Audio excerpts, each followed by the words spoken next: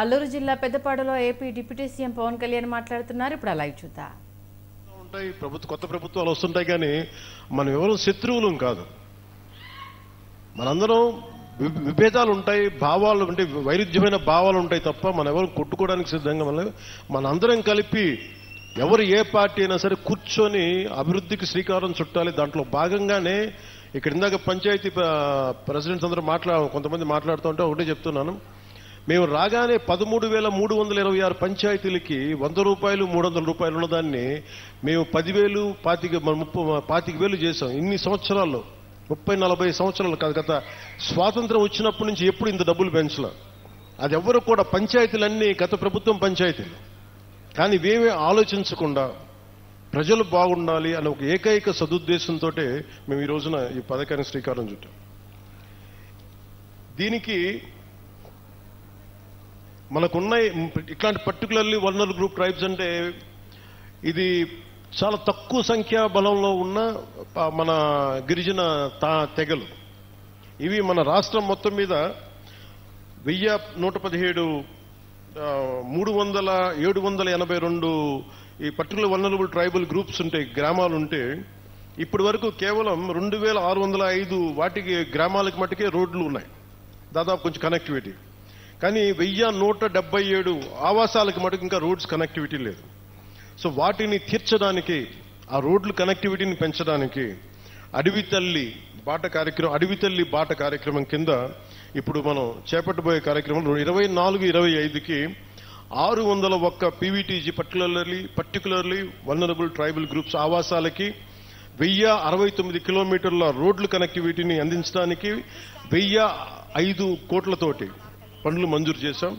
మిగిలిన ఇంకొక 576 ఆవాసాలకి రోడ్లు కనెక్టివిటీ వచ్చే కాలంలోనే, సమీప కాలంలోనే దశల వారీగా మేము అభివృద్ధి చేపడతాం. అలాగే 2000 దీంట్లో 1,000 కోట్లు ఎలా వచ్చినాయంటే, ఒకటి రాష్ట్ర ప్రభుత్వం నుంచి 49 crores 49 కోట్లు గ్రాంట్ అయితే, మనకి ఎన్ఆర్జీఎస్ కింద జాతీయ ఉపాధి హామీ పథకం కింద దాదాపు మనం 400 కోట్ల రూపాయలు మన జాతీయ ఉపాధి హామీ పథకం కింద మనం దీన్ని ఖర్చు పెడుతున్నాం ఈ రోడ్లకి.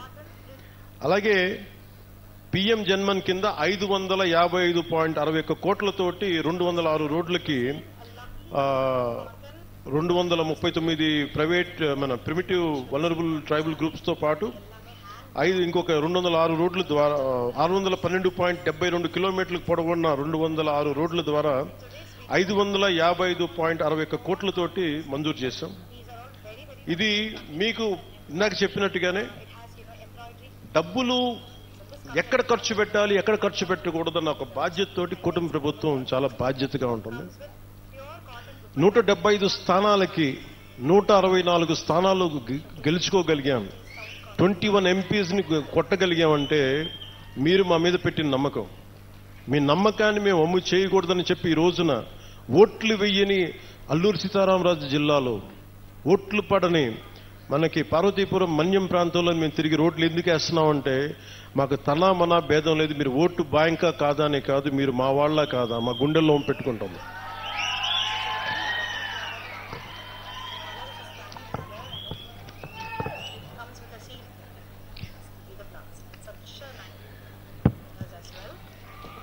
అలా ఇందాక కోడి తెగకు చెందిన గిరిజన మహిళలు చేసిన దింసా నృత్యం చాలా అద్భుతంగా ఉంది. వారికి నా ప్రత్యేక ధన్యవాదాలు తెలియజేసుకున్నాను. అలాగే కువి లాంగ్వేజ్లో, కువి భాషలో నేను మాట్లాడాను. అంటే వాళ్ళు నేర్చుకొని కొంత అక్కడ పెద్దపాడుకు చెందిన శ్రీమతి మ్యాగీ గారు కొన్ని గ్రామ సమస్యలను దృష్టికి తీసుకొచ్చారు. అలాగే ప్రైమరీ స్కూల్లో పెద్దపాడు టీచర్ రంగయ్య గారు ప్రత్యేకించి పిల్లలకి ఎలా పాఠాలు చెప్తారో చెప్పి చాలా అద్భుతంగా చేశారు. చాలా అలాగే వర్షాలు పడుతున్న సమయంలో మాకు స్కూల్కి నీళ్లు గారిపోతున్నాయంటే వెంటనే అతి సమీపంలోనే, అంటే వెంటనే 12 పనులు అడిగారు. 12 పనులని మంజూరు చేశాం. అది కూడా మీ దృష్టికి తీసుకొస్తా ఉన్నాను. 2018లో నేను ఇక్కడ ప్రత్యేకించి అరకు ప్రాంతంలో తిరిగాను. ఇక్కడ అరకు ప్రాంతంలో తిరుగుతున్నప్పుడు చాలా మంది యువత, ఆ రోజుల్లో కూడా నాకు గంజాయి ఎక్కువగా వెళ్ళిపోతున్నారు, యువత గంజాయి సాగుకు వెళ్ళిపోతున్నారు, దాన్ని నలిగిపోతున్నారు జీవితంలో. నేను ఒకటే చెప్పాను ఆ రోజు కూడా, మన అరకు మన పాడేరు సెంటర్లో కూడా చెప్పాను. గంజాయి అనేది మటుకు ప్రత్యేకించి అది ఒక సామాజిక రాజకీయ సమస్యగానే చూడాలి, ఆర్థిక సమస్యగా చూడాలి తప్ప దానిని కక్ష సాధింపుగా ఉండకూడదు. దాన్ని దయచేసి ఆ రోజైతే ఏం చెప్పాను, ఈ రోజు కూడా అదే చెప్తున్నాను. యువత దయచేసి గంజాయి సాగు వైపు కానీ గంజాయి వ్యసనాలకు మటుకు లోనవ్వకండి. ఎందుకంటే తప్పుడు దారిలో వెళ్తే ఏదో ఒక రోజు మనం ఇబ్బంది పాలైపోతాం. వ్యసనాలకి బానిస అయితే మటుకు ఒళ్ళు పాడైపోద్ది, కుటుంబాలు ఛిద్రం అయిపోతాయి. ఇవన్నీ దృష్టిలో పెట్టుకొని మీరు ఒకసారి ఆలోచించి ఆల్టర్నేట్ ఏం చేయాలి. టూరిజంని డెవలప్ చేస్తున్నాం, యువత అంతా టూరిజం వైపు వెళ్ళండి. ఎందుకంటే పరిశ్రమలు పెట్టడానికి కూడా కొంచెం ఇబ్బంది ఉంటుంది. ఇందాక చాపరాయి దగ్గర బ్రిడ్జ్ అడిగారు. మన చాపరాయి మన ఇంతనా చాపరాయి కదా, చాపరాయి గంగమ్మ రైట్.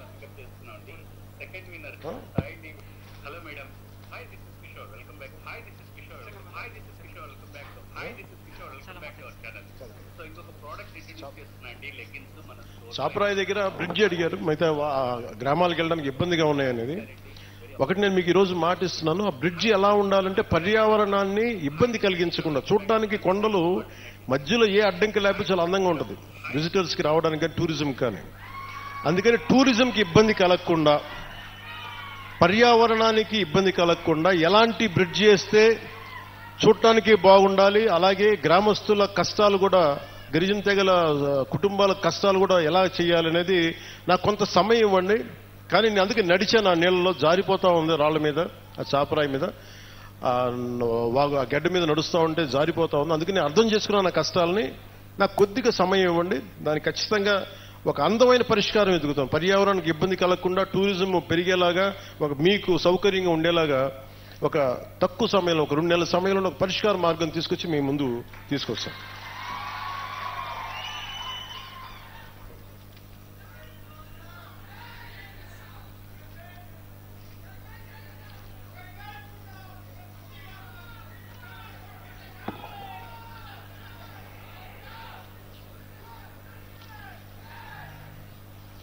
అంటే మనం ఒకసారి పెద్ద పనులు చేయడం వీటన్నిటికంటే కూడా చిన్న చిన్న కష్టాలు, ఇంకొకరికి ఆనకపోవచ్చు కష్టం. నా కష్టం కూడా ఎప్పుడు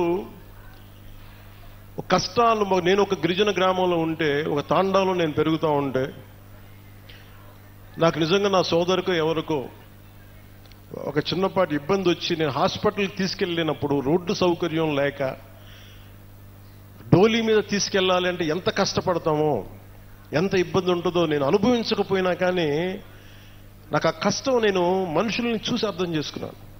అందుకనే మనం రాగానే ముఖ్యమంత్రి చంద్రబాబు గారు దాదాపు 49 కోట్లు ఇస్తే వెంటనే మేము చేయగలిగింది ఏంటంటే, వెంటనే ఈ మన అనంతగిరి మండలంలో ఒక పర్టికులర్ గ్రామానికి వెళ్ళి అక్కడ సకాలంలో పొలంగూడ గ్రామానికి, మనకి శ్రీకాకుళం జిల్లా కొత్తూరు మండలం గొట్టుపల్లి నుండి పొలంగూడ గ్రామానికి నూతనంగా బీటీ రోడ్డు, కొత్తగా బీటీ రోడ్డు నిర్మాణం చేపడితే మొదటిసారి ఆ గిరిజన గ్రామంలో అంబులెన్స్ కూత వినిపించింది.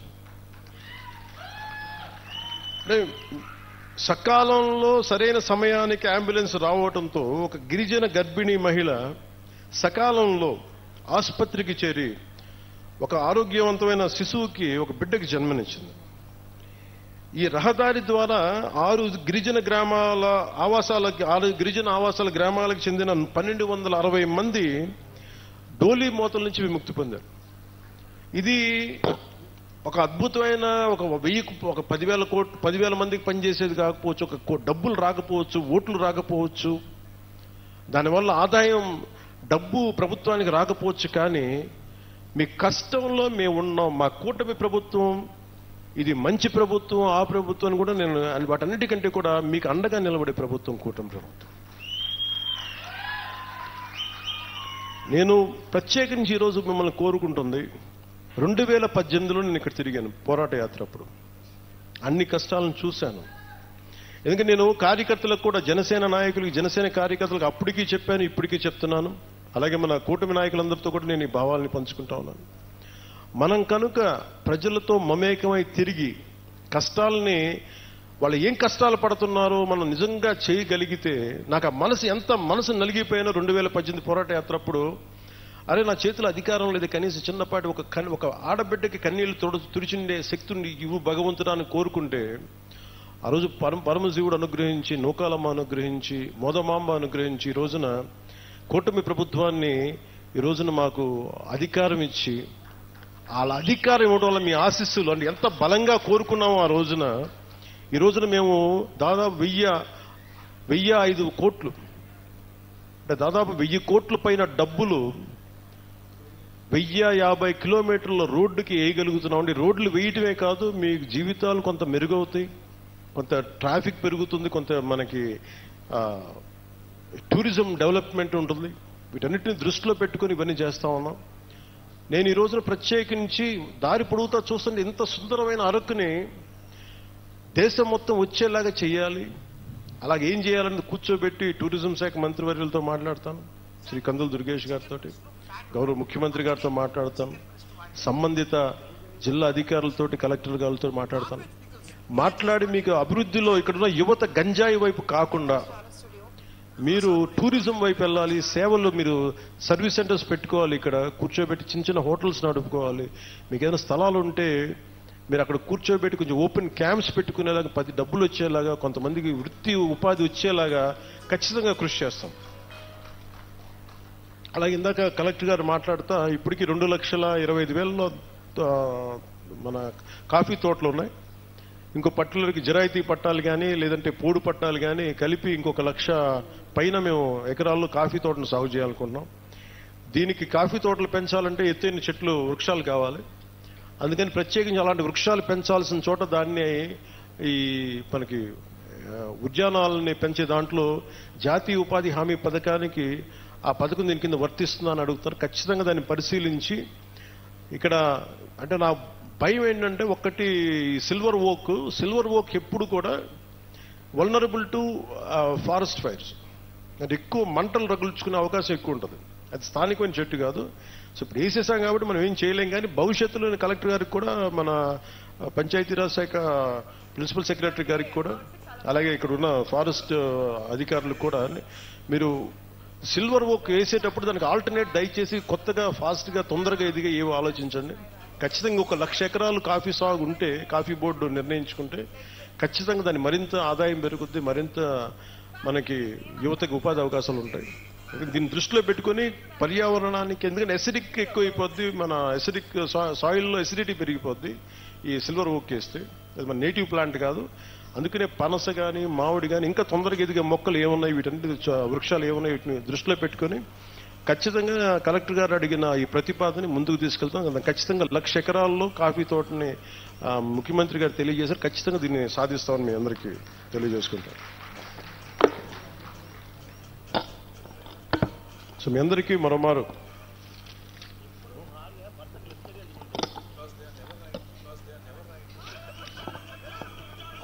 ఇంకా చేస్తారు, ఇంకా బస్తర్లోనూ ఇక్కడంతా ఇంకా మనకి చిల్లంగి అని చేస్తారంట.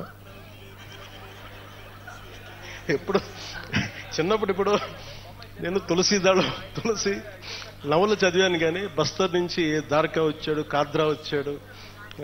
నవల్స్లో బాగుంటుంది, కానీ నిజంగా అంటే ఎందుకో ప్రత్యేకించి పోలీస్ శాఖ అధికారులు నా దృష్టికి తీసుకొచ్చారు, ఎస్పీ గారు నా దృష్టికి తీసుకొచ్చారు, ఎస్పీ గారు, డిఎస్పీ గారు ఇద్దరు.